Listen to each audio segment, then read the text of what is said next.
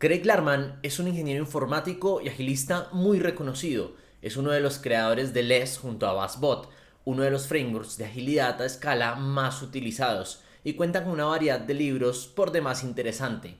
Larman planteó hace algunos años las leyes de Larman sobre el comportamiento organizacional, que más que leyes a seguir son observaciones generales de patrones que suelen repetirse en organizaciones que están atravesando algún cambio, como lo es una transformación ágil.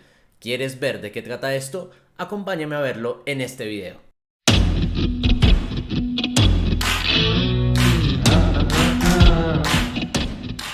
Primer ley. Las organizaciones están implícitamente optimizadas para evitar el cambio en el status quo de las posiciones y estructuras de poder de los mandos medios, primera línea y los especialistas. ¿Qué quiere decir esto? En el peor de los casos, las transformaciones ágiles se limitan a algunos equipos, algunos proyectos ágiles en la organización, pero por lo demás, nada cambia y siguen operando tal cual como venían operando siempre. Los cambios, solamente a nivel equipo, pueden generar cierta sensación de progreso, pero cuando se limitan solamente a esto, se quedan cortos y eventualmente la cultura organizacional tradicional va a devorar esa cultura ágil haciendo que regrese al status quo. Esto no es como cambiar una llanta de un automóvil, es más parecido al cuerpo humano. Y la cultura organizacional son como los anticuerpos que van a hacer querer que todo regrese a su estado original. Segunda ley. Como corolario... ¿Corolario? ¿Qué rayos es eso? Vamos a googlear.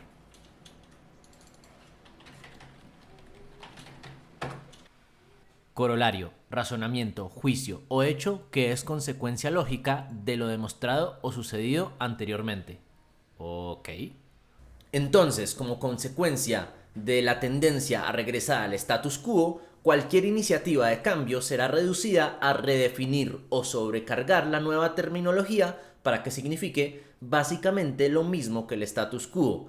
En este punto, probablemente te estés sintiendo cada vez más identificado.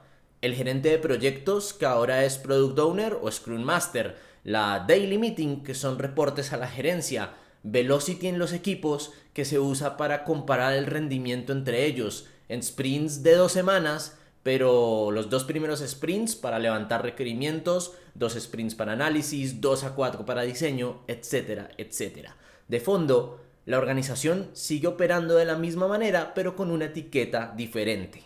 Por otro lado, tenemos la sobrecarga de la terminología, cuando la agilidad se vuelve tendencia en la organización y todo pareciera recibir una capa ágil.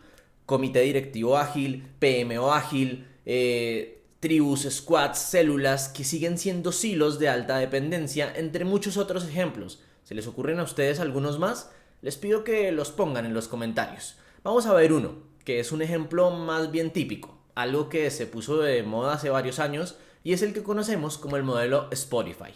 Un modelo que tiene como aspectos principales squads, tribus, chapters, guilds, donde es común encontrar procesos de transformación ambiciosos en los cuales se agrupan los squads en tribus, pero que buscan acomodar las jerarquías de una manera muy similar al status quo, solo que ahora el sponsor de la iniciativa se llama Tribe Lead y los mandos medios ahora son Squad Leads o Product Owners.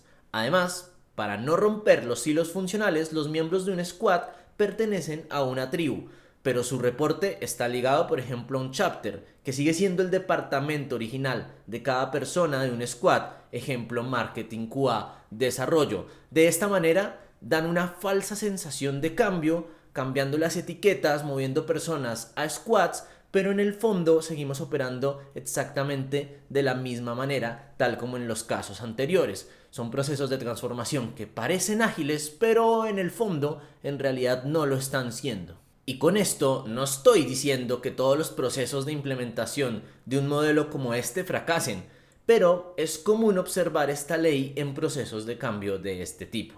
La realidad es que muchas empresas que apuestan por este modelo no perciben un cambio real en la entrega de valor, porque en la práctica han cambiado solamente el título de su despacho. Tercera ley.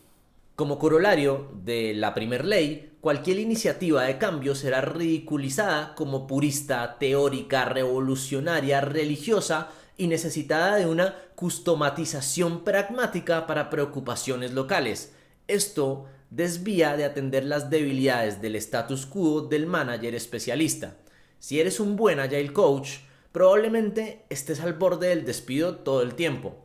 Nuestra misión como Agile Coaches es incomodar, hacer ver a la organización esos antipatrones en los que está cayendo e intentar sacarla constantemente del status quo. Como resultado de esto, es común sentir que nadamos contracorriente al mencionar problemas de implementaciones como las que acabamos de ver. El cambio se ve como algo extremista, incluso religioso, y bueno, es que el fanatismo que profesamos por algunas soluciones a veces sí parece un poco religioso. Si me disculpan, tengo que ir a prender una vela a mi estatuilla de Steve Denning. A few moments later. Centrarse entonces en crecer una operación ágil que está viviendo alguna de estas leyes que hemos mencionado va a resultar inevitablemente en fracaso, que usualmente nos lleva de regreso a la primer ley con frases del estilo: aquí probamos Agile y no funcionó. Cuarta ley de Larman. Como corolario de 1, es decir, la tendencia a mantener el status quo, si luego del cambio algunos managers o especialistas son desplazados, ellos se convierten en coaches y entrenadores para el cambio, frecuentemente reforzando la segunda y la tercera ley. Esta ley parece un poco más compleja de entender que las anteriores tres. Esto porque es una consecuencia de ellas mismas. Las empresas necesitan transformarse y ser competitivas en un mundo digital. Muchas veces se embarcan en transformaciones ágiles que viven estos tres primeras leyes o estos tres primeros antipatrones en los cuales muchos managers son desplazados o despedidos. Esto provoca un aparente cambio en la actitud de los managers que se quedan en la organización. Muchos de estos managers van a convertirse en pro del cambio, en algunas ocasiones reforzando la sobrecarga de terminología o promoviendo la customatización del cambio en su beneficio para no perder el status quo. Es decir, es un cambio, pero no es un cambio profundo ni real en estos managers. Seguro habrá muchos managers que pasarán a coaches al calor de la ola de Agile. Esto no sería un problema si no fuera por la actitud general de mantener el poder y la jerarquía, para tratar de que nada cambie, al final reforzando las anteriores leyes de Denning. Al final aparece la supervivencia personal, que se antepone a la supervivencia general de la empresa. Claro, esta ni ninguna ley se cumple a cabalidad ni representa absolutamente todas las realidades. Tengo que hacer ese disclaimer. Son observaciones de patrones que se repiten frecuentemente. Yo mismo he observado mandos medios y altos que apuestan por la agilidad y tienen un cambio profundo. Para esto, además, se les tiene que acompañar para transformar su estilo de liderazgo, pues las buenas intenciones no son suficientes y deben ir de la mano de las habilidades para no regresar al status quo. Quinta ley de Larman. Por último, tenemos la cultura sigue a la estructura. Para explicar esto mejor, quiero contarles una pequeña anécdota. Hace algunos años estuve de viaje por Japón con un par de amigos por algo más de un mes. En este viaje, algo me pareció súper curioso y interesante es que las personas en el metro de Tokio no hablan, siempre están en silencio.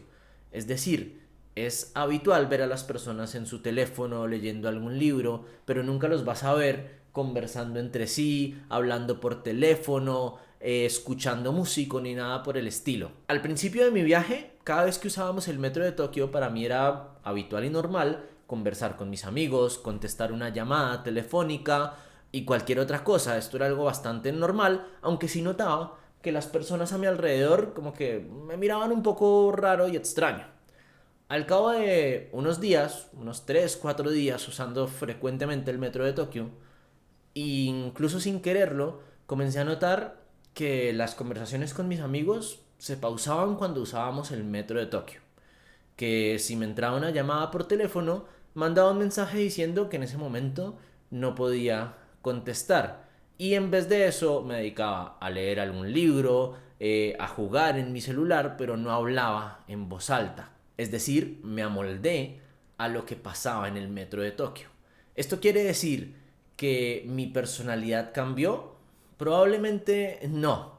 Si uso el transporte público en alguno de los países en los que suelo moverme, probablemente tenga las mismas costumbres porque va a ser normal ver a otras personas hablando y yo también lo voy a hacer. ¿A qué voy con esto? Según el psicólogo Kurt Lewin, el comportamiento se genera en función de dos variables, la personalidad y el ambiente que rodea a la persona, planteando que no podemos modificar la personalidad de alguien directamente. Entonces lo único que nos queda es modificar el ambiente si es que queremos generar cambios en el comportamiento, que es exactamente lo que pasa en mi ejemplo de mi viaje a Japón.